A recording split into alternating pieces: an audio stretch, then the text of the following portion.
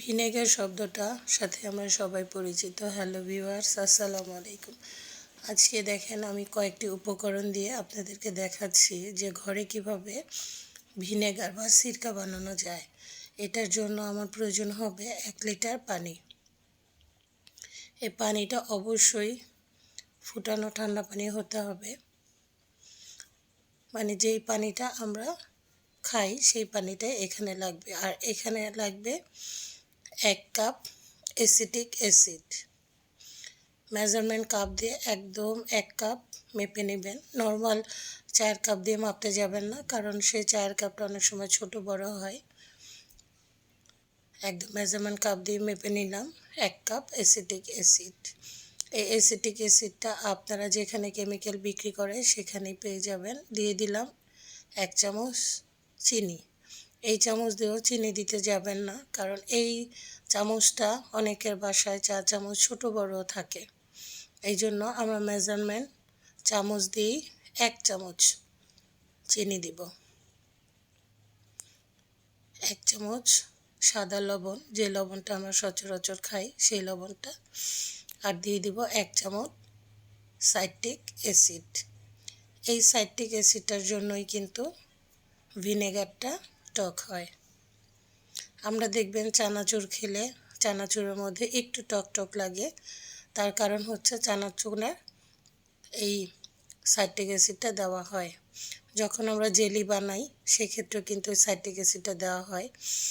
আর citric অ্যাসিডের বদলে অনেক সময় লেবুর রস দেওয়া হয়, লেবুর রসেও সাইট্রিক অ্যাসিড থাকে। এই পানি, লবণ, সাইট্রিক অ্যাসিড, অ্যাসিটিক অ্যাসিড এবং চিনি, এটা আমি ভালো করে একসাথে গুলিয়ে নিব।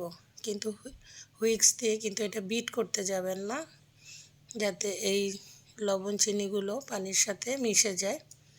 সেভাবে এটা নেড়ে মিশিয়ে ফেলতে হবে। আসলে বাজার থেকে আমরা যখন ভিনেগার কিনে আনি, এত দাম দিয়ে কিনতে হয় যে একটু ব্যবহার করলেই শেষ। আমরা যারা আচার বানাই, আচারে তো ভিনেগার ছাড়া হয়ই না, কারণ ভিনেগারটা আচারে মেডিসিন হিসেবে কাজ করে, বছরের পর বছর ভালো থাকে এই ভিনেগারের জন্যই। তো এই ভিনেগারটা দেখেন আমরা কত অল্প উপকরণে বাসায় বানিয়ে নিতে পারি। আমি 200 টাকা দিয়ে 1 লিটার অ্যাসিটিক অ্যাসিড কিনে এনে রাখি, আমার কয়েক লিটার ভিনেগার হয়ে যায়। কত কম খরচে। আর পানি, লবণ, চিনি এগুলো সবার ঘরেই থাকে এবং খুব কম পরিমাণে লাগছে, তাই না? মাত্র 1 চামচ করে। আর অ্যাসিটিক অ্যাসিডটাও আপনারা যেমন মেডিসিনের দোকানে পাবেন, সেই দোকানে আপনারা সাইট্রিক অ্যাসিডটাও পেয়ে যাবেন। এখানে যেহেতু আমি 1 লিটার পানি নিয়েছিলাম আর 1 কাপ অ্যাসিটিক অ্যাসিড দিয়েছি, সেহেতু 1 লিটার বোতল ভরে আরও কিছুটা বাকি থাকবে, ওটা আর একটা বোতলে আপনারা ঢুকিয়ে নেবেন। এভাবে বানিয়ে রেখে দিবেন, বছরের পর বছর দেখবেন ভিনেগার আপনার সব কাজে আপনি ব্যবহার করছেন। আলহামদুলিল্লাহ, এইভাবে বানিয়ে দেখবেন আপনারা কতটুকু সাকসেসফুল হন। বাজারের কেনা ভিনেগার থেকে বাসায় বানানো ভিনেগারের স্বাদটা অনেক ভালো।